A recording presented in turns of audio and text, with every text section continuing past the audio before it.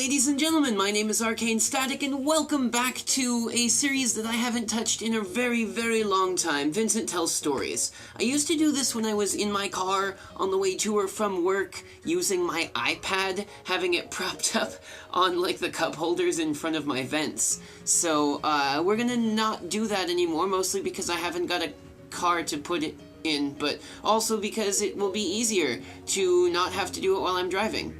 Because I don't drive here either. Anyway, today we're going to talk about one of the things that has happened in the D&D campaign that I've been playing. And if you guys have been following my Sunday Tea videos, then you know that I've been talking about it here and there.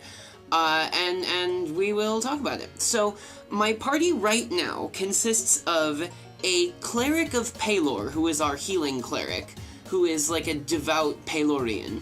We've got a cleric of Bast, who actually has, like, the physical, well, not physical, like, the spiritual manifestation of the goddess Bast, like, that hangs out with her in the form of, like, a spectral house cat. And then there's me, the bard. The frankly anti-church bard. Like, he's not anti-religion, but he is definitely anti-established religion, which is great. The idea behind his character is not that he hates the people who follow an established religion or anything, but that the organization itself is corrupt, regardless of what it believes. So you can be part of that religion, and that's fine, but the second that you represent the church is when he kind of starts to want to dick with you. So, to make the intro to this story as short as possible, the party way a long time ago had met with and done some things for the Necromancers Guild that lives in the sewers under the main city of Serra, which is where we are. And Atlas, my character, the bard, had come up one time and offered them his services. To just be like, if you need anything done for you, you know, let me know and maybe we'll see if we can't make it happen. And the Necromancers Guild leader was like, well, if you want to help us out, you can do this thing. Now, I was the only one there at the time. The other two priests weren't there. One of them wasn't even in the party yet at the time, so Atlas was the only one left in the party who knows that this was one of the things that was requested of him. And it was to steal one of the holy fish from off of the grounds of the Temple of Pelor in the city. So a little background on the Temple of Pelor is that they operate under their own system of laws, even in the city. So, like, even though there's like, the town guard and, like, the actual city laws and all of that, the Temple of Pelor can, like, drag, if they find that you've done blasphemy or whatever, they can drag you forcefully onto their property and then have you tried as a blasphemer or some other junk like that. Which is hilarious, because a lot of the time it ends up in violence and uncomfortable death. But, being the chaotic good bard that I am, I thought, yeah, that'll probably be a fine thing for me to do. How am I gonna go about it? So here's how it happened. On the day that I was supposed to have it done, I went to a tailor's shop that's run by this little apprentice girl who was adorable, and I had her, I commissioned her to make an acolyte's uniform that accurately represented the acolytes from the Cleric of Pelor, so that I could, you know, walk around and look like I had ought to be there, right? And she was like, yeah, okay, we'll have it done by tonight. While she was working on it, I rented a cart and a mule and got like 6 barrels, and I filled one barrel full of water. And I left the cart and the horse, the mule and stuff outside the city walls, against one of the walls, which is coincidentally also the wall back up to which the Temple of Pelor sits. So it's like, city wall is here, and I left my cart here, and on the other side of the wall is the Temple of Pelor's area. The walls are about 15, 20-ish feet tall. So they're not like super tall, but they're tall enough to keep people out of the city if you don't want them in, kind of thing. So Atlas knows a couple very interesting spells. He knows Mage Hand, which is like a 30-foot telekinesis of up to 10 pounds that you can use as many times as you like, because in 5th edition, the one that we're playing, you can use the cantrips, the 0-level spells, just as much as you like, which is awesome. So basically, I've got mild telekinesis whenever I feel like it. I've been using it to cheat at dice games, I've been using it to like dick with other performers and stuff like that, but this is where it will come in the most handy. I've also got a spell called Fairy Fire, which will allow me to outline something or stuff in an area with this sort of like silhouette of like a glowy like energy of a color that I choose. Those are the two spells that come in the most handy here. So, the way that the temple works is there's a gate area where it goes up and then goes to the right, and there are 2 guards that are stationed there. Inside there's like the training area where they can do like the martial training kind of thing. And then back here is the actual like temple building itself. And then over to the side, there's, like, some garden stuff. So between, like, where the sentry station is and where the temple is, there is the lake, the pond, which is where they have these fish. They're basically just big koi fish, and there's a good number of them.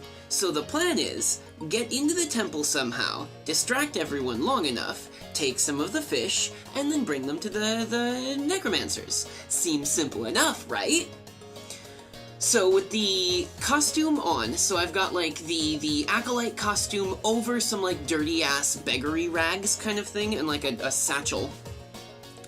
And the cart outside of the walls, ready to be used for whatever purpose I think is going to be necessary there.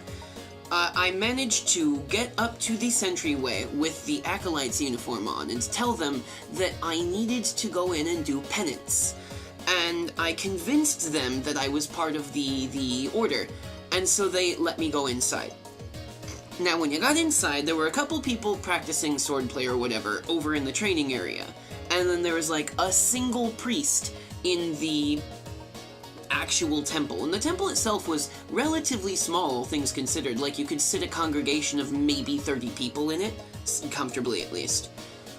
And so there was a priest in there, but the thing that I wasn't prepared for was that there was a holy knight with like a huge 2-handed weapon stationed right in front of the pond where the fish were. And it was like, oh, okay. Was not prepared for you. So I managed to like pretend like I was an acolyte and get into the temple area, where in the back of the temple, surely you've seen them in Catholic churches kind of thing, they've got like the relics of the saints in like a little shrine sort of thing. Well, they had one of those here as well. It had a bunch of the relics of Pelor in it. Things like a necklace with a special stone on it, like a lock of his beard or something like that, and some other stuff. And so the priest up in the front saw me come in but didn't think anything of it because I'm wearing the robes. So I went back to the thing as though I was on a pilgrimage to pray at them, and I looked up and mage-handed one of them this necklace, like a necklace with a stone on it, and I made it float up like all ghostly-like, and then come through the bars and like float in front of me. And I was like, priest, tell me what's happening, priest, tell me what's happening. And the priest comes over, sees this holy relic that is floating there, and loses his shit. And at that point, I fairy fired myself so that I was like glowing this yellow light. And I looked at him in the eyes, and with the perform skill that I have, I made my voice as like booming and deep as possible. And I told him, I am the avatar of Pelor. I have come here to tell you of a great evil. Gather everyone here. And so he ran out, and at that point I was like, fuck, I might actually be screwed because I didn't plan this far ahead in this direction. I didn't think I would have to do this kind of thing. But, you know, bards are cunning, right? Bards are super cunning. So everyone came back in, the 2 people that were out there, the old priest, and the holy knight. And so, like, behind me was the floating, like, the necklace, and I'm just there wreathed in this, like, yellow scintillating light. And I make the necklace come down and just affix itself to my neck, which it just kind of thump.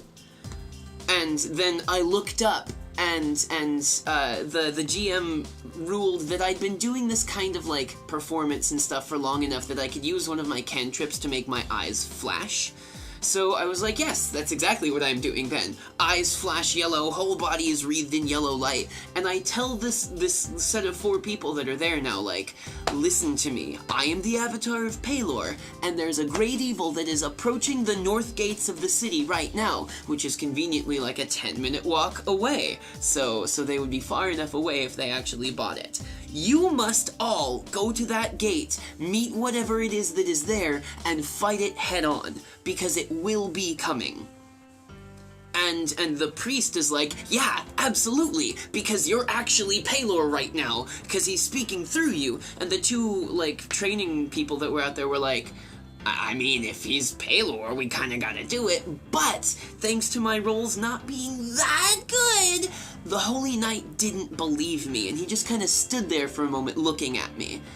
And just as he was about to do something else, the priest, who had already run off, came back in, grabbed him, and is like, we need you, brother, and dragged him out, because I'd convinced the priest that well. So everyone is gone. I'm still wearing this extremely, like, holy as hell, like, locket, this necklace, right? And so I go back out to make sure that there's nobody in the courtyard, and there isn't. And then I used the tumble skill, the acrobatics, to get up to the top of the temple, where I could see the lake, and over the wall, into my cart, which was there.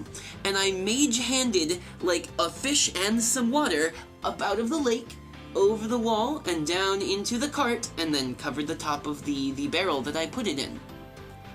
After that, it took me all the willpower that I could muster not to steal all of them. Instead, I just stole 2. I stole the necklace, and then I also managed to steal a longsword from the like, pilgrimage area. I decided not to take all of them because that might have caused too much trouble, but I stole these 2 extremely holy relics, and then I ditched the acolyte garb, and I burned it or whatever, and I got rid of it. And then I had, you know, my satchel or whatever, looking like I was a poor person, and I kind of trudged out of the front gate, past the 2 sentries that were still there. And they didn't say anything, because they were like, oh, well, if he was inside already, he probably had permission to be in there, because otherwise we wouldn't have let him in, so he's just leaving now. And I was like, yes, that's good, perfect. So I, like, trudged out, all poor, like, smudged my face up and stuff like that. And when I got far enough away, I just hauled ass back to that cart, took it, went back into the city after changing my clothes and washing my face so that I definitely don't look like the same beggar or the same acolyte. And I look just like normal me again. And I take the fish down and I show it to the guild master. His name is Brox. He sees me come in, and he sees that I've got this, like, pail full of water, and he's in the middle of teaching a class to his people about how to literally rip a ghost out of a living being, which, oh, it was terrifying.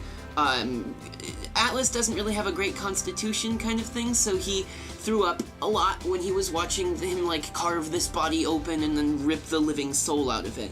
But there was a corpse now on the table there, and he was like, so Brox dismissed a student, saw me, and then said, hey, come back, students, I've got something to show you. So when I presented him with the fish, the holy fish from the Temple of Pelor, Brox turned around to his students and is like, got the fish! Totally not holy! There is no God!